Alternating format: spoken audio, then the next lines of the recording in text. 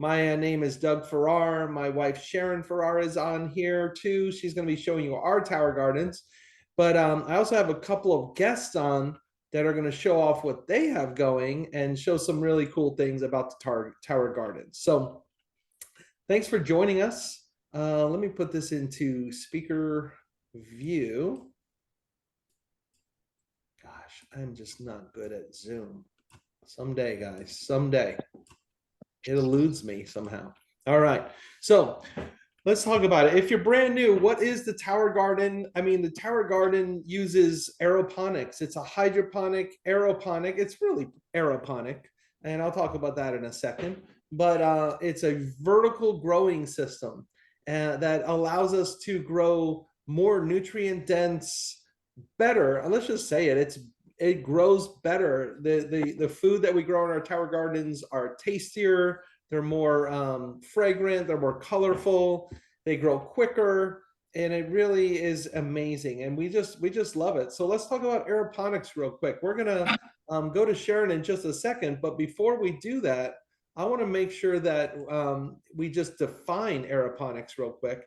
And because I know a lot of people, and even me as somebody who shares Tower Garden with lots of people on a regular basis, I'll still use the word hydroponic when I'm describing that Tower Garden, just so I don't have to explain aeroponics sometimes. But you know what? We're going to change that because the aeroponics is so awesome and such an important part of this that we need to make sure we're using the right terminology. So aeroponics is the process of growing plants in an air or a mist environment without the use of soil. So there's no soil.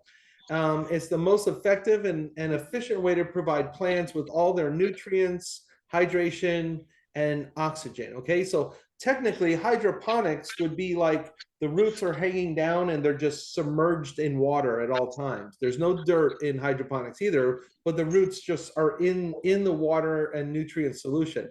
But in aeroponics, you have an element of having the nutrients and water delivered to the roots, but also those roots are exposed to air as well. So the Tower Garden does that in a really interesting way.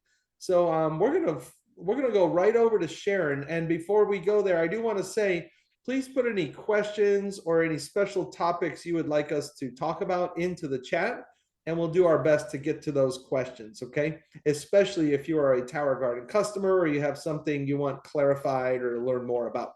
So Sharon, I'm gonna pop right over to you so you can give a little tour, and I know that you're gonna also show how that aeroponic system is accomplished in the Tower Garden. Go ahead. Absolutely. I love it, love it, love it. We've had ours for 12 years, the ones in the back of me, which I'll show you in just a few minutes. But I wanted to show you it first starts off as a seedling. So hopefully you can see these little seedlings.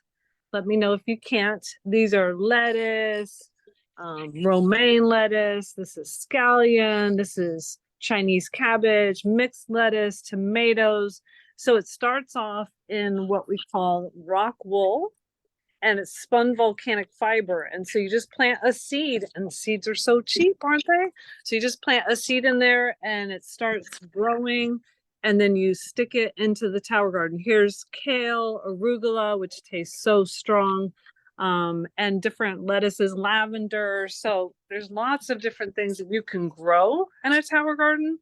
And right now ours is in aeroponic mode. This one is in aeroponic mode, meaning only air is going to the roots. So that's pretty cool. It was on with the timer with some water. Let me just show you this one. Doug's gonna kill me. Just kidding. Okay, so here's what the roots look like. So they're wet, and then right now they're getting dry. Okay, just a little bit dry, so they get stronger. So that's the big difference. Just like a golf course, they pause everything to aerate the grounds. It's the same idea. You want to have that air make your roots stronger. So I'm going to turn on the timer though. And on the timer that comes with the Tower Garden, this says outdoor, but I'm going to turn it on indoor so you can hear it and see it's bubbling with water up here. That's called the shower cap of the Tower Garden. And it goes into those little holes, and that's how it distributes the water down to the roots in the system. You can see right there, that's where I took the basil out. Down here is where the water is and the pump. So it's pretty amazing. This is 5 feet tall, 20 different plants can go in that one. Okay. And you can see some of the same things that we like to grow. We like to grow jalapenos, we like to grow kale, we like to grow cilantro, lettuces, bok choy, and you'll probably see a lot of the same things over here. This is a whole bundle of jalapenos right here, and then it turns red at a certain point. Our basil over here is getting a little overgrown. Our bok choy is just huge. So, you know, depending on whether you want your towers bigger or not, you just trim them or you eat them pretty quick or you give some to the neighbor. This is a couple scallions that we let overgrow. It's so big. And then cilantro, but you could grow anything that's not a tree or a bush, or no, I'm sorry, a tree or a root vegetable like carrots or potatoes. And you can hear they all came on. And these towers have 28 plants each, these 3 towers. So you can do the math on that. All right, back to you. All right, well, thank you, thank you. Awesome. Let's see. Okay, so now those tower gardens you saw there, there's 2 different versions of the tower garden. There's the Tower Garden Flex, which is what you just saw, and that is it's the original. It's the OG of tower gardens. It's a little larger at the bottom. It has a 20-gallon reservoir, and it's 30 inches by 30 inches. So, and it stands 55 inches tall and has 20 plants on it. So, it's a little sturdier for the outdoors. I like it a lot. And it's my preference. But there's a lot of people that, and Sharon, if you can do me a favor and do some muting, might be a few people unmuted right now. I like it, but I think we're going to see some people tonight that might even have an indoor tower garden. And if not, we'll have some pictures of them too. The indoor one is called the Tower Garden Home. And that has a smaller base because it can fit through a regular doorway and stuff. You can roll it around the house. It has wheels built into it. It holds only 13 gallons of water, and it's only 24 by 24. So it's 2 square feet around. It's 58 inches tall and has 32 plant ports, which 16 of which are full size, and then 16 are like baby greens or for herbs, smaller ones. So we love our tower gardens. We've been growing them for a long time. As you can see, we have 3 that are permanently set up in the background there. But we do have a 4th one that's kind of sort of set up right now. That was the first one you saw. And that one's been traveling around. It was just at the Jacksonville Agriculture Fair. I think it's going to make a visit down to New Smyrna Beach and then down to Boynton Beach after Thanksgiving. So it's pretty amazing. So things that are I'm asking people to put what you love about Tower Garden into the chat. And Sharon, you might want to also check the chat for any questions we can answer later on. But one of the things I want to emphasize before we go over to Melissa, who's going to show us a little bit what an empty tower garden looks like and how the parts look and stuff. And also, she grows up north in the winter. I know some of our other people do as well, but she'll give you a little insight into that. But I love the way this lets us take charge of our produce availability. And you know, it kind of struck me during COVID when there wasn't lettuce on the shelves. And if you're a person that likes to eat vegetables and healthy food, you want it to be fresh. You want it to be good, you know, and that's one thing that I'm just not finding. Even when you go to a place like Whole Foods and you buy like organic produce, and you know, it's just not as good as the stuff we're growing at home. It doesn't taste as good. It doesn't look as good. And the truth is, most of that lettuce was grown in California. It's probably been on a truck for a good week or so. Some of the other stuff you might buy might even come from other countries and goes on a container ship. So I don't know about you, but the idea of just picking food off the Tower Garden and chopping it up and putting it right into a salad or into a dish as I'm cooking, it's just a really attractive thing. So we also find that it really does nurture healthy habits. You know, having that fresh produce growing right there, you kind of have to use it, and your children and grandchildren see these things growing, and they're interested. Schools love these things. It's just really amazing. So it kind of becomes like an educational tool as well. So, oh man, we just love our Tower Gardens. Well, I want to throw this over to Melissa Hetrick. She's a pharmacist up in Pennsylvania, which is a cold place, a place that too cold for me. But most people are kind of done growing for the year. Is that true, Melissa? Like it's kind of done up there, but you tell us what you're up to right about now. So, you know what? I was just at a party last weekend and there were a lot of outdoor gardeners there, and some still had a little bit of stuff outside, or had like cleaned up pots, and kind of brought them a little bit inside, maybe into the garage. Someone still had like things, produce growing in her compost, but yeah, most of us are now inside. And Sally, I'm so excited, is on here. Sally is a new tower gardener. She has some questions in the chat, has an indoor tower. So she's near me up in the Northeast. So I'm going to show you my tower, and I'm going to apologize for my cats because I try not to look like a crazy cat lady, but I'm trying to make my tagline kale and cats. So I guess that's what's happening tonight. All right. So Sharon already showed you the rock wool. So this is what the seeds go in. And I just wanted to show you, so you could either put them in these little plastic net pots, or I actually bought some of these little hooks. So what this does is the rock wool goes right on top of there, and then this hooks right in here and just sits real nice. I'm going to move you a little closer. All right, so here's my tower not fully put together. Sharon picked this base up. The base just comes right off. The pump has a tube on the bottom, and then the tube goes from the pump and hooks into the middle here, and then that's how it waters from the top. Very easy to put together. So I just take my pump cord and I hook it onto the timer, goes right into the wall. So you would think it's common knowledge, but I will tell you, sometimes I do it wrong. When you start to put your tower together, on the inside, it'll have little letters that say A and B. Why do you always start with A? First letter of the alphabet. Don't go wrong there. So you start on A. This bottom guy's connected. So A, B, A. So I should be on B. So let me just find B.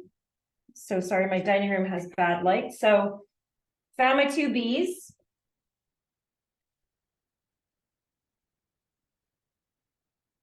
I feel like I need a drum roll. Oh, I did it wrong. Sorry, guys. Oh, no problem. Sure. Sorry. See, it's a trick sometimes. Should have tested this. All right. Well, I'm a little short for my tower here.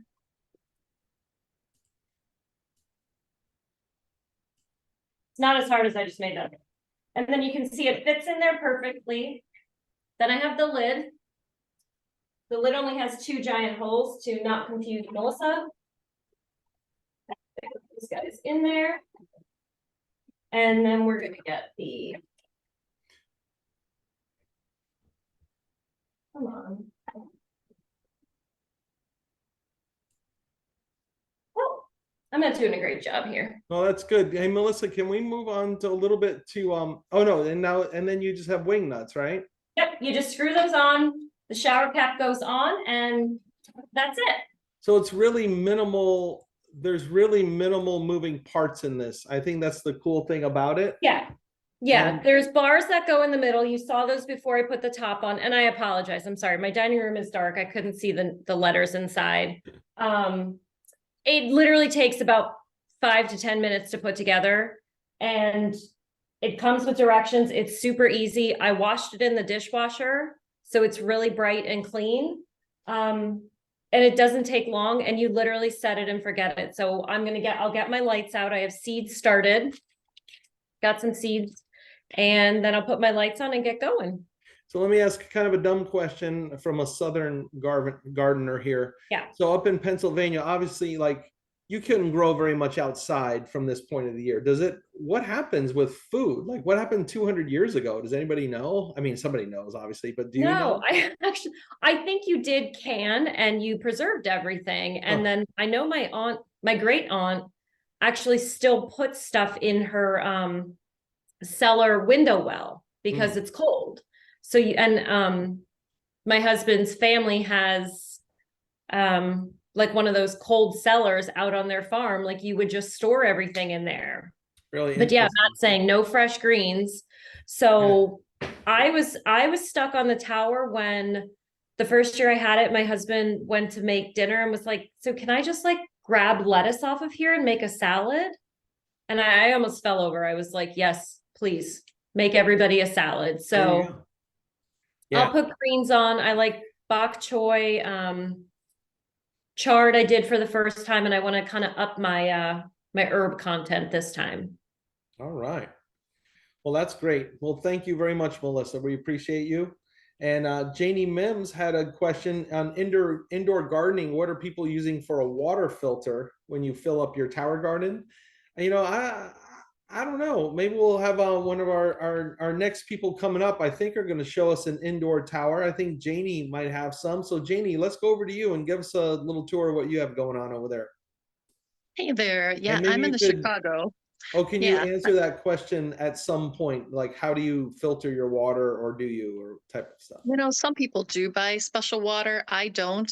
In our town, we have a reverse osmosis. And honestly, we don't even have to mess with our pH. I know some people worry about the pH or all that, but anytime we've ever checked it, it's been good.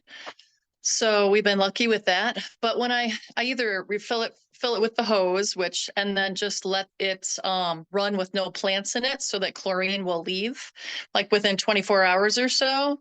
That's what I typically do. But I know this time I refilled it inside and I did use our Brita filter some of the time.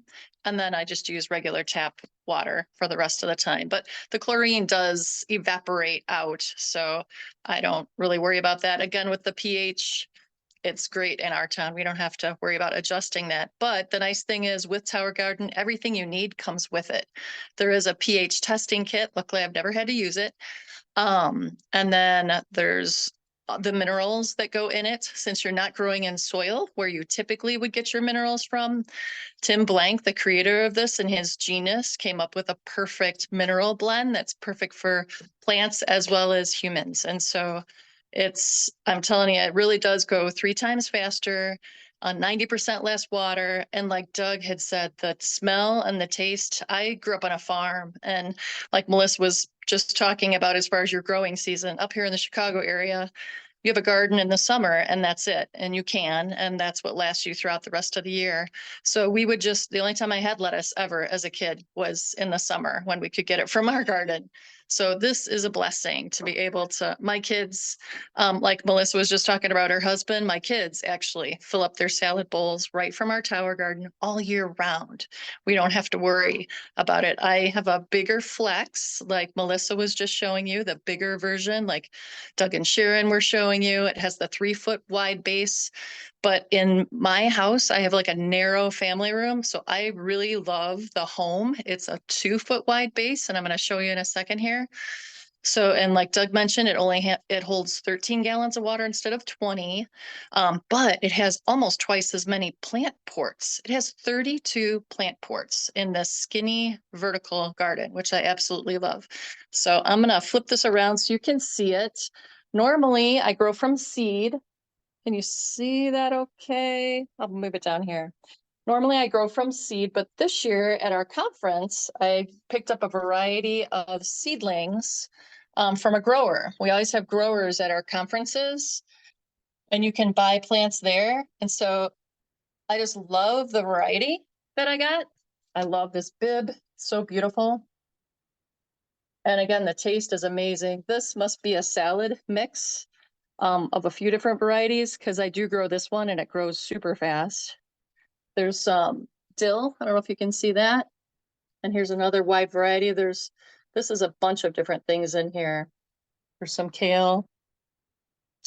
I like growing a lot of, just what I eat is what I like growing. So a lot of different lettuces and herbs. We love basil. We love fresh cilantro. This is my first time with dill. Onions, if you guys get green onions, it's super easy. Instead of throwing away the little discard at the end with the roots on it, stick that in your tower garden and you'll have onion growing right there shortly. It really does grow really fast. So I absolutely love it. It's a great way to save on your grocery bill and not worry about where your food is coming from. And like I said, I grow indoors and outdoors. I have the flex outside all summer. Actually, I still have a few plants in mine. It's been cold up in this area, but I just unplugged it a couple of days ago and I'm moving actually some of the strawberry plants inside and I'm going to try to grow strawberries this winter for the first time. So that'll be fun. Excellent. Any other Well, questions? oh no, that's good. And if you guys have questions for her, go ahead and put them into the chat. We're going to move into some questions right now. And I just want to highlight the fact that as we're growing with these things, realize there's no dirt, right? So there's no digging, there's no weeding. And another thing that we need to really emphasize is that this is going to save you money. I know a lot of people are, and we'll go over the cost at the end in just a minute here, but people are worried like, oh man, like if you don't buy a tower garden, it costs you zero, right? But if you do buy a tower garden, it costs you some money. But you have to remember, this is a grocery bill we're talking about. And like the tower gardens that Sharon showed you out in the back of our house, 12 years ago, we bought them. Okay. For 12 years, we've been growing from seeds and getting all that food. So it's literally like having a printing press and printing money. It's very much going to save you money in addition to giving you better produce. So it's pretty cool. And if you're environmentally conscious, if you're somebody that's kind of into that, and we all should be, we're not only using only 2% of the water that's required for traditional gardening, we're using up 90% less space, which changes the future of farming. So we're starting to see, did you notice how Melissa had that one little section of the 4 ports? Those things, they're like Legos, they just stack up. So maybe on one of the next ones, I'm getting ideas as we're doing this. I'm seeing Matt on here, I'm seeing Denzel on here, a lot of great potential guests that we could bring on that are great gardeners. But also there's commercial applications for this. So they do have commercial farms that have 100, 200, even 300 tower gardens, and they go up to 11 or 15 feet tall. So they're growing like almost 50 plants in 3 feet of space. So it's pretty amazing. And if we were to do that, and we are doing that around the world, Saudi Arabia, the UAE, even in deserts, we're growing greens and stuff. So it's amazing. So some questions I wanted to get to for you guys. Okay, first of all, let me address the first one I heard, and I saw one from Melissa. I'll come to you in a second, Melissa. Any other questions, please put them in there into the chat function. But seedlings, somebody asked early on, how do you start up strong seedlings? I think maybe the question was, how do you get your seedlings going so strong? There is a let's see, I'm sorry, I was reading the chat. There's a blog at towergarden.com you can check out, and there is a seedling guide available as a blog article there. But to sum it up, I plant my seedlings. I do use a grow light and keep them at a good temperature. Usually most seeds, you can read the back of them and it says what temperature they like to germinate at. So if it's a plant that likes to germinate in a colder temperature, then I know which room of the house I'm gonna kind of put it in to get it to germinate best. And it's not that big of a deal. You don't even have to do any of this. It's just I'm kind of obsessed with it all. I have a grow light. So once they start sprouting, seedlings need light, so the seed comes out, it has all the nutrients it needs. You wet the rock wool, you put your seed in, the seed sprouts out, and you have some leaves that come out. I mean, you start to have leaves, and now the leaves are looking for light, in order to start that photosynthesis process. If you don't have adequate light, if you're just putting it onto your windowsill, or it's not quite close enough, you'll even notice if the sun's over here and they put the plant here, that's right, Matt, they start leaning over. And in addition to just leaning, they start extending longer to get those leaves closer to the light source. Well, that creates a terrible, not terrible, but a less than ideal, like, so let's say lettuce plant or whatever. So when you see my lettuces in that tray outside, it's almost like the plant goes all the way down into the hole where the rock wool has a hole in it. And that's what you want to see. That creates a great, strong lettuce. It's going to be more disease resistant. It's going to resist everything. It's going to grow nice and strong and just beautiful. It's going to be nice and upright, everything you want. So that's some of the secrets. Also, while God did put all the nutrients they need to get started, once we have photosynthesis happening, they're going to start, and roots are coming through the bottom, you're going to now be looking for some nutrients. So you do want to put some nutrient solution. You can just take some out of your tower garden and put it at a diluted strength, maybe half strength or even a little less, into your seedling tray, and that'll give you a stronger growing seedling. All right, so that's my first question. The second one was from one of our new tower gardeners, is what do we do about roots? How often should we be trimming those? Well, you don't need to be pulling your plants out all the time. Like, Sharon likes to do that. She's just showing it off for you. But and having those roots coming down is a good thing. The only time it's a problem is when it goes all the way down into the bottom and then it starts clogging up the pump, and it can actually kind of stop the water from flowing. So what I do is every time I fill up the tower garden, I just reach my arm down in there and I feel around. If I feel some roots, I just rip them out. Okay, that's just how I do it, and it works. The last one I'm going to address, and I'll hand it over to Melissa, is the dry rock wool. Somebody was talking about dry rock wool only at the top. That seems unusual. I would wonder if maybe it's at the top, but only on one side at the top. Because think about it, if your tower garden is on a little bit of a side slant, which happens, I guess, if you have a graded patio or something outside, that water is going to go up to the top. It's going to primarily be on the one side of the shower cap, and when it drips down, it's going to focus more on the side that's lower to the horizon. So check your level. Another thing you can do is just rotate your tower garden around. That's the nice thing about the top, can just spin nice and easily. So you just spin it around, and that's another thing you can do, especially with outdoor towers, just to change up, how much sun they're getting and whether it's an eastern or southern exposure and whatnot. All right, Melissa, did you have a question you want to address for anybody? I don't think so. I think I answered one of Sally's questions. That did happen to me over the summer. I had the extension sets on my tower and everything was going fine until I took it apart, took it to a vendor fair, brought it back, and I could see it wasn't level. Like, it must just not have gone back together once I took, but I think it was because the roots were so big when I took them out and put it back together, I couldn't get it. So I ended up having to take those top two layers off. And speaking of that, I have not, last year I tried it indoors with the 2 extra layers, so it would be taller than this, and it didn't quite work with my lights. I had some of my plants struggled. So I think for indoor, I'm just going to keep it at the standard height.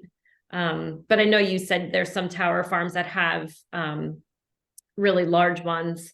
So I don't know. Sally, Well, they talk don't typically. offline with. Oh, go ahead. Tell Sally what. No, I was just gonna say I'll talk offline with Doug, and we'll make sure your plants are growing well. I think I said just make sure the lights are there, because that can make a difference. Yeah, and on a commercial application, I think using grow lights are a little cost prohibitive. I think it's actually cheaper in the long run for them to build a greenhouse, which is what they typically do. So they build a greenhouse that has a little bit of diffusion. I was just at a pickleball tournament this weekend, and I actually saw a tower farm of about 12 towers at a place called Pictona in Daytona Beach, a pickleball place. And they had a screen, and I know it's pretty typical. I know my friends down in the living towers in the Keys, they use a 30% sunshade. So whenever you're growing outside, kind of the next level up is to just diffuse the sun a little bit, which doesn't seem to be a problem. You did notice that Sharon and I have a pergola, and so I do position the towers in such a way so, you know, it as it goes, it starts to get a little more diffused from the pergola. All right, so this is going longer than I wanted. Let's wrap it up, and I want to show you guys just real quick because I told you I was going to. You have another question. Oh yeah, From- go. What are they? Go ahead. So Veronica, you wanted to know if you could move it in and out. You'd have to have the grow lights if you're gonna go inside. But yes, otherwise, yes. And the grow lights will fit on both the Flex and the Tower Garden Home. They just pop right onto the top and they just pop right off. And there's a timer built into that. Yes, we always like to clean it. And usually whenever there's a change in growing seasons, for sure. Okay. Anything else, Sharon, we need to address in the chat? I don't think so. Okay, cool.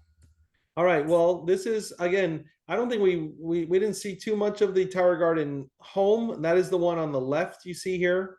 And the one on the right is the Flex. They're very similar. It's just, you know, slightly different. I tend to sell a lot more Flexes to people, but I am in Florida, so we have a lot less indoor growers here. So Doug, do you want me to stand back so they can see my home really easy? I know I kind of showed a close-up view of it, but I could step back so they could see it more fully if you want. yeah, just a quick view of it would be, oh, look Sure. at this. Yeah. Oh yeah, there you go. It's a beautiful unit. It has the wheels built in, which is nice. And it is a little smaller, so it just kind of fits right into a nice spot like that. That's great. Thank you. Yeah, no problem. All right, so lighting. Keep in mind, if you're going to have it indoors, you're going to need 16 to 18 hours of light per day for most crops using our grow lights. Outdoors, you want to find a spot that has 6 to 8 hours of direct sunlight for most crops. Temperature ranges, I always find this interesting. The ideal range for growing most things, you know, is 65 to 75 degrees. But keep in mind, I'm in Florida, which I was looking at the recommended crops I can possibly grow in the seasons here. And I grow all the things they say you're not supposed to be able to grow here. So I grow lettuce I blow right through the summer with beautiful lettuce even when I was in South Florida, it was no problem. I just went for it. All right. So the Tower Gardens come with everything you need to get started. It comes with mineral blends, the pumps, the seeds, the net pots, you name it. Everything they were showing you. The only thing you're going to need is water. Okay. Other than water, it has everything you need. And notice the Flex, I'm sorry, the home system is 12 monthly payments of $60, which comes to, gosh, how much is that? $680 or so. And the other one is about 600. I don't know. I can't do my math right now. It's 670. The Flex. Flex is 670. Yes. Okay. And the company breaks that into 12 monthly payments with no interest.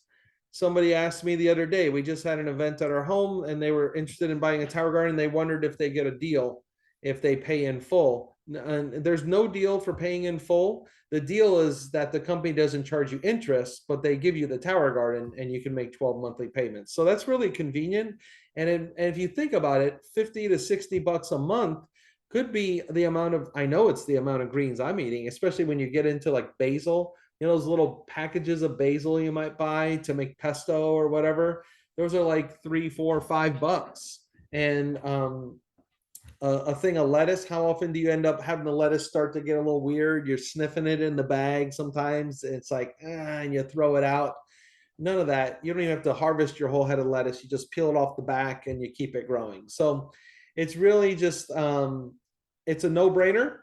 And it's only a matter of just understanding what we're dealing with here and learning some basic skills. which we're here to help you. Whoever invited you on to this or invited you to watch this replay, that person will help you get going as a home Tower Garden farmer. And don't forget, if you know, and well, with Black Friday coming up and the holiday season, it makes a great gift for people in your life. I know I bought my mom one for Mother's Day a few years ago, and she loves her Tower Garden. She's all over it, and she's a great Tower Gardener. With Black Friday coming up, I mean, people are gonna be spending money. This is a great thing to spend your money on. Anybody else have any comments or anything? I really thank you guys for coming on. Our next Tower Garden chat will be on December 12th, Tuesday, December 12th at 8 p.m. again. I invite you to invite any of your friends who are gardeners in the ground. You can invite those dirty bug gardeners all you want. We love them too. And you can even grow Tower Garden seedlings and plant them in the ground. They work there too. So it's all good. We love you guys. But we're going to be answering questions for our customers. But it's a great time to come on and just learn more about the Tower Garden. So thanks for coming on tonight. Appreciate you guys. You have a great evening. Thanks, Doug. You're welcome.